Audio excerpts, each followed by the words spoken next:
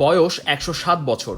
বয়সের ভারে নুয়ে পড়ে হাঁটতে হয়, কিন্তু ভোট দেওয়ার জন্য সকাল 7:30টার কিছু পর কেন্দ্রে ঠিকই উপস্থিত হয়েছেন সিরাজ মিয়া। ত্রয়োদশ জাতীয় সংসদ নির্বাচন ও গণভোটে অংশ নিয়েছেন শতবর্ষী এই ভোটার। বাড়ি থেকে কেন্দ্র 5 মিনিটের হাঁটা দূরত্ব। নারায়ণগঞ্জ 4 আসনের কাশীপুর ইউনিয়নের দারুচ্ছুন্না কামিল মাদ্রাসা কেন্দ্রে প্রবেশ করেন ওই বৃদ্ধ। শুরুতে কক্ষ খুঁজে পেতে কিছুটা সময় লাগে। 7:51 ভোট দিয়ে বের হন তিনি। বের হয়ে ঘোষণা দেন বয়স তার 107। ইংরেজদেরও ফাইট করে এসেছেন তিনি। 107 নাতি আমি। আমরা সব স্কুল করছি।